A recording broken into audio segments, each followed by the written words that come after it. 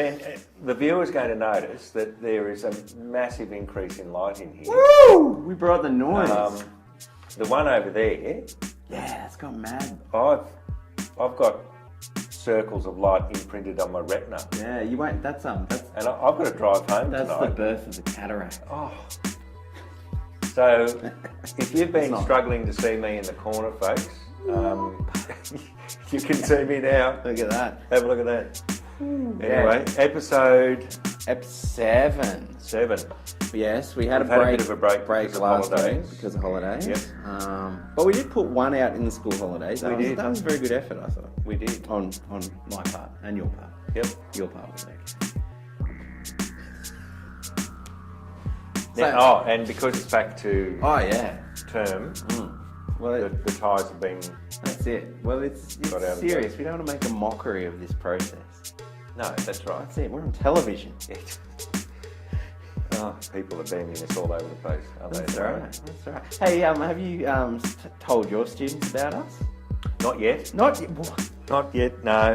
Look, Ben, You're embarrassed of me, aren't you? No, I'm not. No. No, the reason for it is I've got this precious time with them every Monday night or Wednesday night with the two groups, and it's just really full on. So we just get into it, and I forget to. I've forgotten a number of things to tell them. So but look. But the one thing you haven't forgot to tell them... I'll get onto them. ...is you do your student declaration. Oh. You do your student declaration. Student declaration. No, they're pretty good at doing all of that. No, actually, it'll be good because it'll give them a backlog of things that they can have a look at over the Anzac Day holiday. Oh, could you just imagine, 2 litres of Coke, bowl of popcorn, chips, Sanctuary on the TV. Most people have smart TVs, they're just going to be watching us back to back.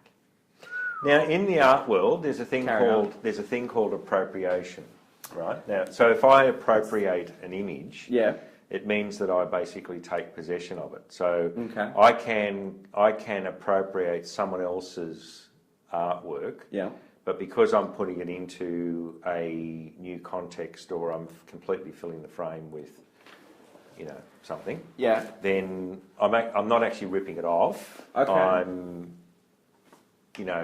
using it in a new way. Right. So it's not impinging on copyright or anything like that. Now, that's appropriation. Right. I can't find a word for this. Now I found this today, and I thought it was... So, did you like my little lead into this? That was amazing segue. My friend Zeb, hi Zeb, he won't be watching. Damn it, no one watches. He sent me a link to this, which is appropriate because today is the second day the second trailer for the new Star Wars movie came out. Oh, yeah, wow, yes, it is too. Yeah. I don't want to spoil the trailer, but the end of it makes your heart go. Okay. My son will have already seen this, no doubt. I've seen it at least 19 times. Yeah. Okay. Now, this is about Star Wars, and it's about art and painting. And so what the gist of it is there is an artist called Dave Van Cook, or Van Cook. Van Cook, yep. Van Cook. Yep. And what he's done is he's gone down to his thrift stores in wherever he lives and picked up a bunch of, like those chatty looking artworks you see in 2-star motel rooms. Those sorts of things. Yep. You can buy them in the store for $2. That's or if they really want to get rid of it, they might say, hey, listen, it's 50 cents today. That's it. Here's 50 cents, can you take this with you? That's it. Some of them. Yeah. Now, what he's done is he's gone and painted Star Wars characters, Star Wars sort of ships, vehicles, scenes into these chatty artworks. Yeah, right. And they are now not chatty, they are fully sick. Art teacher, discuss. Hand it over. Well, yeah, we haven't got a year-bit interactive television screen, so no. We will link you so you can look at them in the full resolution glory. And so I've just printed off a couple here. There's one. This one's pretty simple. They've just put a helmet on the Matador. That's Boba Fett's helmet, mate. Get it right? Oh, sorry. The bounty hunter? Yeah. All right. There is Greedo? Yeah, Greedo, the really cruddy bounty hunter from the first episode of 4. Okay, yep. Remember he tries to get Han Solo in the cantina? Yep. And Han shoots first. He shoots first, kids. Don't worry about all these remakes of the movies where Han dodges and shoots. Han always shot first. I feel I'm going off on a tangent. What do you think? What do you think about this? Like, just as an idea. Yeah. I think it's a bit of fun, really. I think it's a bit of fun. I mean that artwork's destined for the wall of a shed somewhere, probably. Yeah, totally. Really, I mean that's the reality. I mean, some people might like this sort of thing and actually collect it, possibly. I mean, there's no people do, but to have a bit of fun with it and do something like that, it's a bit of fun, really, isn't it? Absolutely. Yeah. Now, and also it tests your skills. I mean, to get that so that it actually looks as though it's part of this whole thing and not just cut and paste it on. A lot of work. Oh yeah. So what sort of things is he doing? Is he matching sort of the direction of the lighting and then also the painting technique? Yeah, thinking about how the light's working in the artwork itself. He's probably even trying to make sure he's matching the medium that it's been done in, and probably varnishing over the top of it, because often they varnish over the top. So So there's a few skills to be. Oh, look at that! Yeah, the TIE fighter coming in over the water. Yeah, I mean, so a lot of skills. I think so. To get that to fit in, Yeah. I'd like to see it taken a step further. I mean, when I was looking at this one here, so he's sitting down, having a look at the menu. He's speeder bike. Right. That's what it's called. Return of the Jedi. Is parked there. But maybe something else in here. Oh, okay. Right, yep. Snuck into the window or worked into the signage or something like that. Takes it to the next level. So that it's not just the one. We talk about in art often. What you want is the viewer to keep coming back to your artwork in the exhibition. Okay. So the more you can layer it in terms of either meaning or content, the more chance you've got of someone coming back. So if you hide something here and there, first view, have a look at it, walks off, goes around the gallery, comes back. Oh, have a look at that. Yeah. I didn't see that first time. Okay. So you're drawing the viewer in a bit more. Yeah. But I think it's a bit of fun. Yeah. Do you, and I'm just going to play devil's advocate here and say, all the time and effort he put into a bit of fun, couldn't he have just been making some serious art for himself? Oh.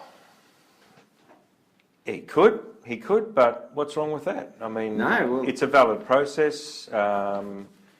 As I said, that's difficult to actually get that to look as though it's not just plonked onto the surface and it's actually working into it. Yeah. In a way, you're kind of making it, you're setting a bar a bit higher, really, because you've got a new layer of complexity that I don't see a problem with it. No, I mean, the obvious benefits is it gets him on the map. This is going around all the usual websites that share and churn out content. Yeah. And his name's everywhere. We're talking about it. There'd be no way he would have had that sort of exposure with his normal artwork. He would not have figured when he did this that two teachers at Wodonga TAFE on a Friday afternoon would be talking about under huge LED lighting in front of a readership of about a viewership of at least 100 people. At least 100 people. 150. I think so. Get a bit more. Yeah. Because if my dad takes his iPhone to the bus depot and shows all the other bus drivers, that's another 20 viewers right there. I think it's quite valid. The only thing you'd need to do if you want to start exhibiting that sort of thing is recognising the original artist if you can. Okay, so just... Or at least make some sort of statement about the fact that, So can artists... We think this is the artist, but we're not sure, or I don't know. Can artists get away with that a bit more than, say, a music artist. I know if a photographer photoshopped an element out of another photographer's photo, worked it in, changed the colours a bit. Actually, they would scream. Yeah, that's an interesting one. I wonder where that sits. Or is it the fact that, he's clearly chosen images that are over 50 years old, and in all likelihood the original artist, bless them, has probably passed on, so there's none of that sort of infringement going on. Technically they are using an existing artwork. I've got to get back to you on that one. I need to... Questions on notice. I need to, yeah. I think it's a bit of fun anyway. Yeah, it's pretty nice. I'm glad I found that. All Star Wars good, mate. Now, I know we're not supposed to mention the old name of this room, Siberia. Right. But on a day like this, where it's rainy and cold and that windy is like covered in gunge on the outside from the elements, it's pretty cold down here. I totally get the Siberia thing. It's not about just distance, it's about, it's just ambience and... Yeah. And it's not even the depths of winter yet, so... Oh, can you... Yeah. When it's, cold. What else? This whole thing, the idea of thinking differently, the idea of doing things differently, I think, we're going to come back to a few times probably as we go through. Yeah.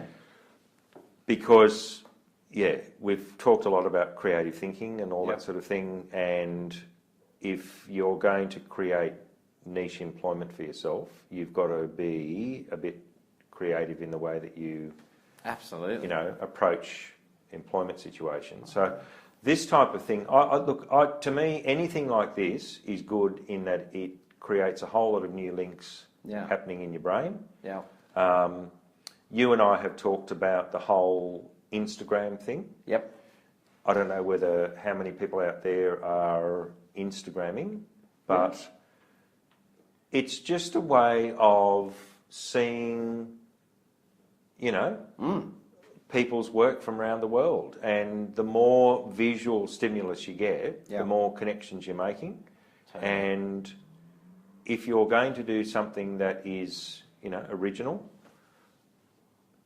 or as original as you can get, the more stimulus you've got, the more chance you have of making connections. So, to me, I put this all in that same big thing of the value of creative thinking and I know I say a lot to my guys, just keep your brain on the boil, sort of thing. Yeah. So if I have no idea what to do for this assessment. Yeah. Go out and shoot some flowers. That's it. Just start somewhere. Just keep doing it. Take photos of cracks in the pavement. Yeah. It's not going to probably be your main body of work. No. But just by keeping that, keeping it all ticking, the likelihood of something creative happening is greater than... just packing it in for the day. Yeah. Oh, you've increased your chances a lot just by simply doing it. We talk about the whole get out the visual diary and do a quick sketch. Do it. Jot down ideas. Wherever you get an idea, just quickly jot it down and then pursue it when you get a chance. It's the same thing. You're talking about exactly the same thing. As I look into a lot of authors I like, most of them, Don Winslow is one, writes really cool sort of books. He's always got 2 books on the go. So, writer's block over here. Right, yes. I'll just pick up on this one.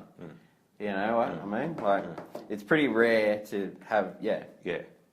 One thing happening at the one time and everything goes well and it's all nice and tidy and whenever you go in there to the studio or wherever it all happens, well, that's not the reality. No. So, Yep. Sadly, the best ideas are going to come to you when you're brushing your teeth or in Woolworths in the queue for a barbecue chicken. That was very specific, but true. And I mean, that's what we've talked about, where you produce a whole lot of things, but you only 1 or 2 of those things in that big mess of stuff becomes something productive, and that's okay. Yeah. Those two things happen because you did a whole lot of other stuff. Yeah. If you don't do all of that other stuff, well, what's going to happen? That's it. That's it. Just because it doesn't work out doesn't mean it's valid. It's all part of the process that leads to, Yeah. It seems to be the trend. I mean, I know people don't like to hire people until they've seen they can do the job. You know what I mean? So, like, if you have I want to be a real estate photographer, but I haven't shot any houses yet because I've just set up. Yeah. You're not going to get hired.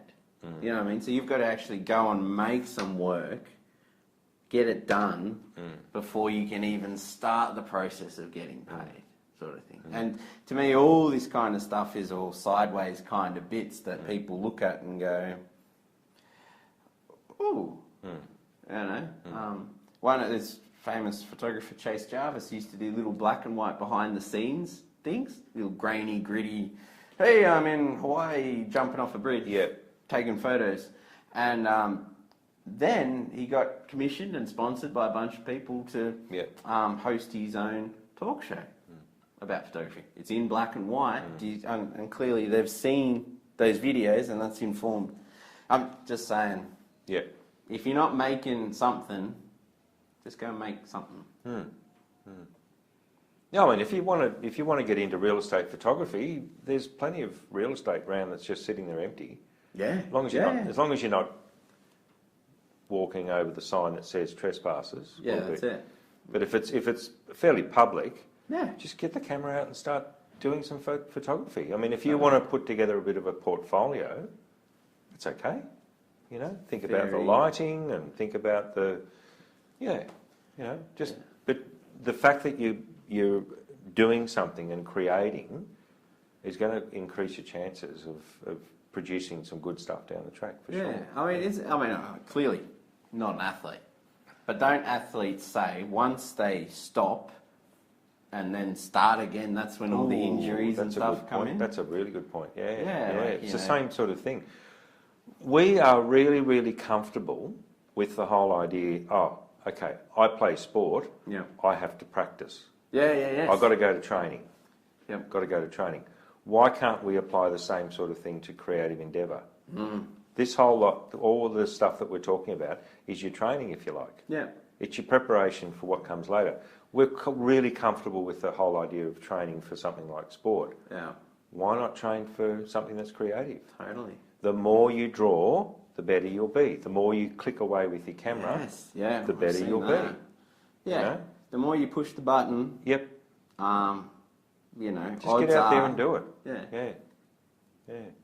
Very much so. I mean, there's things like talent and natural flair and all that come into it, but the far and away thing is a lot of it's hard work, isn't it? Yeah. Really. There's only a few people that sort of, just do it on their ear and don't seem to sort of spend much time on it, really. Tell you what, when you, if you meet, I know we go to photo conferences and stuff like that, and you meet someone who's up there and in the magazines, and you go talk to them afterwards, and you say, tell us about your work day. Whoa, it's 5 a.m, I'm editing. Midnight, right. I'm finishing my last job, absolutely. Sleeping. You're like, whoa. Sleeping on the floor. Flying definitely. The next day. Yeah. Whew. All right, so there you go. There's a lot of content there, isn't there? Yeah, we did good. What are we up to? 20 minutes. Nearly. And we don't want to go too far because we know what happens. People start zoning out. That's it, getting glazed over. Yep. If you haven't already. No, we haven't already. No, not today. No, I tell you what, that tie and that shirt, very nice. Look at that tie, man, isn't it? Oh, I'll tell you. I want to know the story about the first time you wore that tie. Oh, dearie me. It's a terrible thing, isn't it, really? No, it's beautiful. But anyway, there you go. Yeah, it's very...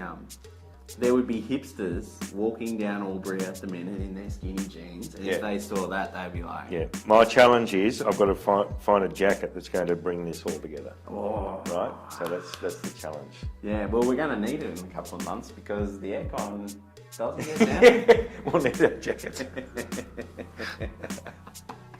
Alright. All right. So this has been another episode of Sanctuary, brought to you by 2 teachers from creative industries at Wodonga TAFE.